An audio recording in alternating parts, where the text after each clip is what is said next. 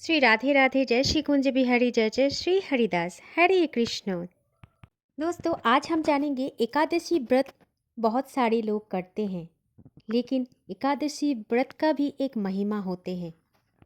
दोस्तों, वैष्णव जन अपने जीवन में 3 निष्ठा रखते हैं और अगर आप वैष्णव हो तो आपके जीवन में ये 3 निष्ठाएं जरूर होना चाहिए। उनमें से पहले आते हैं नाम निष्ठा। नाम निष्ठा का मतलब है हर रोज भगवान की नाम जाप करना है। चाहे जीवन में कुछ भी हो जाए, लेकिन नाम जाप करना है। अगर जीवन में भगवान की नाम जाप के अलावा आप कोई भी क्रिया को अधिक मानेंगे तो वो अपराध बन जाता है। नाम जाप तो जीवन में सबसे श्रेष्ठ है, इसीलिए नित्य नाम जाप करना चाहिए। नाम जाप के लिए कोई समय नहीं होता है। आप सुबह भी करते हो, रात को भी कर सकते हो, चाहे जब भी आपका मन करे आप तब भी नाम जाप कर सकते हो।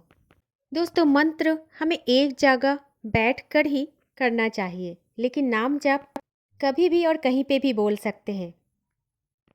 नाम जाप होते हैं पहली निष्ठा। दूसरी निष्ठा ये है तुलसी। या तो आपके कंठ में तुलसी होना चाहिए, क्योंकि कंठ हमारे सबसे श्रेष्ठ जगह है तुलसी को धारण करने के लिए। क्योंकि वैष्णवों को कंठ में तुलसी का स्पर्श होना चाहिए। कंठी जरूर पहनना चाहिए गले में। कंठी धारण करने के बाद कोई भी दूषित चीज़ें आप खा नहीं सकते, इसका भी ध्यान आपको रखना है। दोस्तों, तीसरी निष्ठा जो वैष्णव के होते हैं वो है एकादशी व्रत की निष्ठा। क्योंकि एकादशी के दिन अन्न में पाप का निवास होते हैं और इसीलिए शास्त्र में एकादशी के दिन अन्न सेवन करना वर्जित बताया गया है। कोई व्यक्ति अगर ज़्यादा वृद्ध हो जाते या फिर छोटे बालक घर में हो, अत्यंत रोगी व्यक्ति अगर घर में हो, तो उनको अगर व्रत नहीं करना है तो चलेगा। एकादशी के दिन व्रत ना करने से कौन सा पाप लगता है? एकादशी के दिन अगर आप व्रत ना करो तो आपने जितने भी पुण्य किया है गंगा स्नान करके, वो नष्ट हुआ पाप पुनः जागृत हो जाते हैं एकादशी के दिन अन्न सेवन करने से। दोस्तों, एकादशी का जो व्रत होता है वो केवल भगवान विष्णु के लिए होता है। जब भगवान श्री कृष्ण छोटे थे तब यशोदा मैया एक दिन एकादशी का व्रत पालन करने के लिए तैयारियां कर रहे थे। तभी भगवान श्री कृष्ण ने बोला, मैया आप ये क्या कर रहे हो? तो मैया ने बोला, लाला कल एकादशी व्रत है तो हम सब ब्रिजवासी एकादशी का व्रत पालन करेंगे। तो भगवान श्री कृष्ण ने बोला, मैया मैं भी कल एकादशी का व्रत पालन करूंगा। एक बार भगवान के अनन्य भक्त श्री रामदेव जी महाराज की परीक्षा लेने के लिए भगवान स्वयं एक ब्राह्मण का रूप धारण करके आया और ऐसे दिखा रहा था कि जो ब्राह्मण है वो बहुत ज़्यादा भूखा है, भूख से व्याकुल है ये ब्राह्मण, और नामदेव जी के द्वार पर आके ऐसे गिर पड़ा जैसे भूखा प्यासा आदमी द्वार में आके गिर गया। फिर नामदेव जी दौड़ कर गए और ऐसे चिल्लाया कि संत पधारे। फिर ब्राह्मण का पैर धो दिया, चंदन लगाया, माला पहनाया। फिर ठाकुर जी ऐसे बोले कि अरे सब ये मत करो, मुँह को तो बहुत जोर की भूख लगी है, कुछ पवा दो।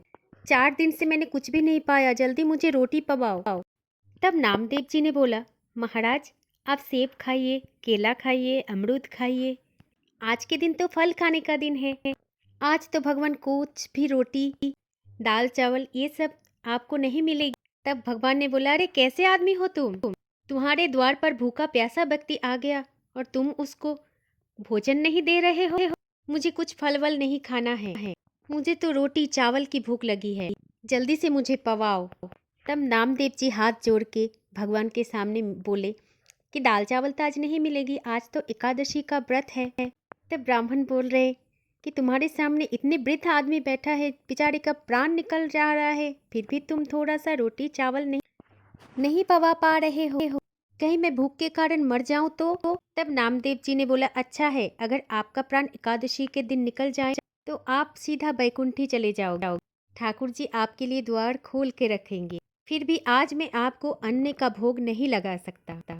ये बात ज़्यादा दूर तक फैल गया और आसपास के लोग आ गया। आसपास के लोग आकर सब एक दूसरे को बोलने लगे, ये तो खुद पाखंडी है, खुद नहीं खाएगा और किसी को खाने भी नहीं देंगे।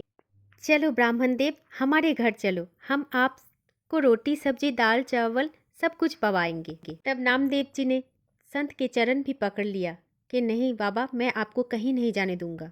फिर ठाकुर जी ऐसा कठिन परीक्षा ले रहे हैं नामदेव महाराज की। फिर ठाकुर जी ने ऐसा नाटक किया कि नाटक करते करते वहीं पर ही गिर पड़ा और पूरे शरीर को ऐसे कपाने लगा कि अगर मुझे 2-4 मिनट में भोजन नहीं मिला मेरा प्राण यूं ही निकल जाएंगे। ये बात सुनकर सभी आसपास के लोग हाथ जोड़ करके नामदेव से बोला, अरे नामदेव, इनको कुछ पवा दो, भले ही तुम्हारा एकादशी है तो फिर इनसे क्यों करवा रहे हो। फिर नामदेव ने बोला, अरे बच्चों, आप सब बैठ जाओ और कीर्तन करो।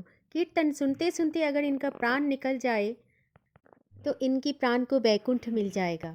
ठाकुर जी ये सोच रहे, अरे नामदेव, तुम तो बहुत एक निष्ठ भक्त हो मेरा। फिर ठाकुर जी ने ऐसा नाटक किया कि जिस ब्राह्मण की वेश धारण करके गए थे उनका प्राण ही निकल गया। और जैसे ही प्राण निकले तब आसपास के सभी लोग चिल्ला के चीख के नामदेव जी को बहुत भला बुरा कहने लगे। अरे नामदेव, तेरी भक्ति पर कलंक लग गई। आज तेरे द्वार पर आके एक संत मर गया, बेचारा भूखा प्यासा इतनी कड़हस्त बिलबिला रहा था। तू हमेशा दूसरों पर अपना अधिकार थोप देता है। अरे निकल जा हमारे गांव से, ऐसी भक्ति क्यों करता है और ऐसी भक्ति करने का क्या फायदा है।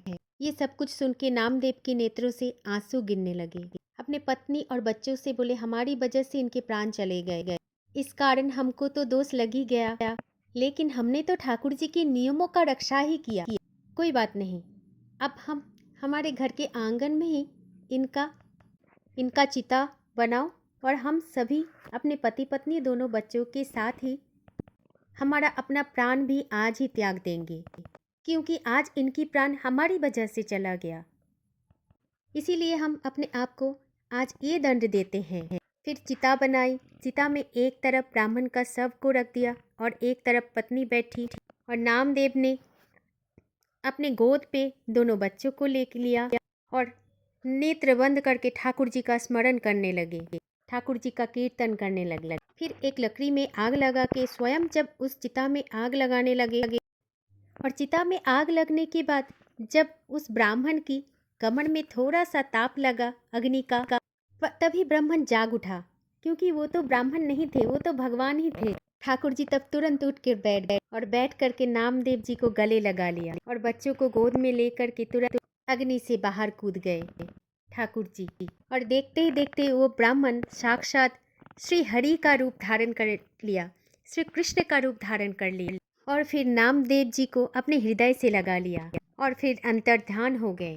सब ऐसे बोल रहे थे, अरे ब्राह्मण कहाँ गया। तब नामदेव जी बोले, वो ब्राह्मण नहीं था, वो तो भगवान श्री कृष्ण थे, हमारी परीक्षा ले रहे थे, मेरे एकादशी की परीक्षा लेने के लिए आए थे। एकादशी के दिन ठाकुर जी का व्रत होता है, ठाकुर जी के नाम का व्रत होता है। अगर आप व्रत करो ना करो ये ठाकुर जी के लिए कुछ मायने नहीं रखते, लेकिन उस दिन अन्न में पाप का निवास होता है।